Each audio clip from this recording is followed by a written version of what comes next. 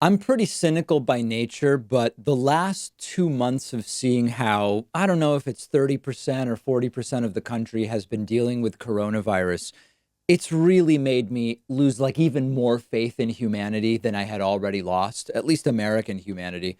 We already did a story on the bonus show about how 1/3 of the country believes coronavirus was created deliberately rather than evolving as viruses do. And this is already very, very bad.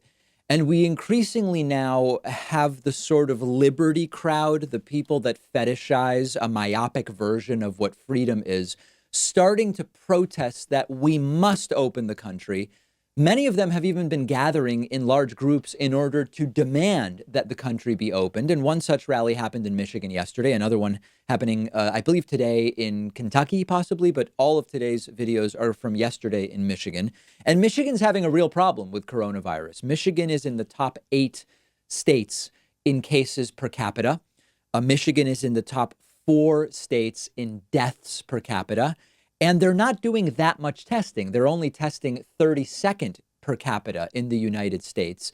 And of course, many states simply do not have tests. It's beyond many states to be able to do more testing. The point is high death per capita, low testing per capita in Michigan. People have to stay the hell home. So here are protesters gathering in huge groups. Now, you're going to hear, if you're not watching, I'll tell you some of what you're going to hear. You're going to hear screams of lock her up, referring to Michigan Governor Gretchen Whitmer. You're going to hear screams of recall Whitmer. You'll hear USA, USA chants. And of course, what you will see if you're watching is a huge crowd of people when we're trying to fight a virus that spreads through droplet contagion. Take a look. I just felt a death. Recall Whitmer. Recall Whitmer. I thought I heard an American say, recall Whitmer. Did I hear an American say, recall Whitmer? What about George Orwell 1984? I see your sign. I see your sign. Here are interviews with two people, one guy crying about being unable to get lawn fertilizer and a woman complaining about not being able to dye her gray roots, bending down to show how the roots are tragically coming in. I can't go between those houses. You can't buy paint. You can't buy lawn fertilizer or grass seed or whatever. I mean, come on. All statewide? Really? You know, it's time for our state to be opened up. We're tired of not being able to buy the things that we need, go to the hairdressers, get our hair done. So, I mean, listen, the guy who's crying about fertilizer, if you're that desperate for some manure, just watch Trump's daily press briefings and you'll get more than your daily allotment. But this is really, really crazy. First of all, you know, the woman with the hair dye, 2,500 people died in the United States on Wednesday this week from coronavirus. This is the most in one day in any country since the start of the pandemic. She's complaining about dyeing her hair as the reason that the state needs to reopen. It also seems like these people aren't just either aware or telling the truth about what's going on in their states, because the guy, you know, crying about manure, I looked into it. Hardware stores are open in Michigan. They will give you fertilizer. They'll even bring it. You have to call ahead and give your credit card. They'll bring it out to your car. You can order it from Amazon. Amazon shipments are taking quite a while right now, but it'll get to you. The idea that, you know, he's crying because he can't get fertilizer. You can get fertilizer. I don't know if he has access to the internet. So this is the epitome of the ugly side of America. And it is not lost on me that both of these individuals appear to be in higher risk groups based on their age, groups that should really be staying home right now, completely entitled, completely lacking an understanding of basic science. And they are indignant at others looking to help people and stay home. They're also wrong on the facts and confused about the world around them. So it's sort of like a perfect Trumpist. And I've said it before, I don't want anyone to die from this. But if they were only putting themselves at risk, I would say, okay, you know what?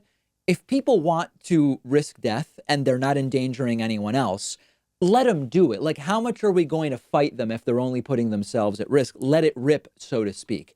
But they do put others at risk. People who do understand what's going on recognize that those people are putting at-risk people in a position where they may get the virus and die, their actions don't only affect themselves, they affect everybody around them. So we have to act collectively here to keep people safe. They will never change their minds until they and their loved ones get sick. And by then it's going to be too late. They'll have spread it already. Most will still vote for Trump in November regardless. Remember when Trump said his Vietnam was avoiding STDs during like the 1980s or something like that? For these people, not dyeing their hair as a sacrifice, as tens of thousands of people are dying and healthcare workers are in warlike conditions every day, they are considering this a big battle for them. And I get it. You know, I'm sick of being home. I want to see people. I want to go out. I just want to sit in a restaurant for a couple of hours. I totally understand it. But this is bigger than any one of us. And particularly for a lot of these folks who are religious and tend to subscribe to the idea that there's something bigger than them that connects to their actions every single day.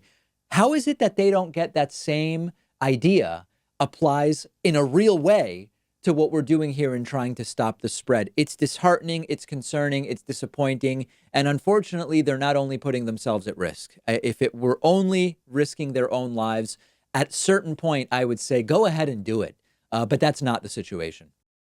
Let me tell you real quick about one of our sponsors, Cuts Clothing. They offer super quality men's t-shirts, and they're giving you 15% off when you go to davidpakman.com/cuts. That's CUTS.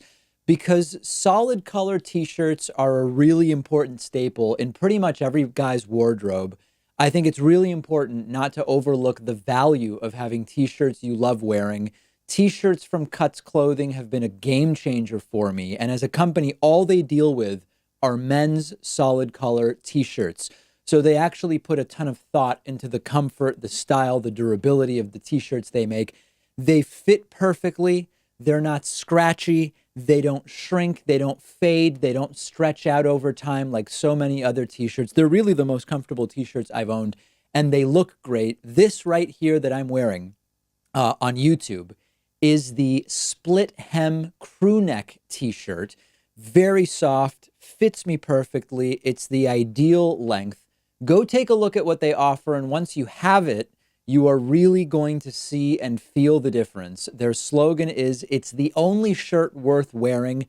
You will see why, and you'll get 15% off when you do it by going to davidpakman.com/cuts. That's davidpakman.com/CUTS.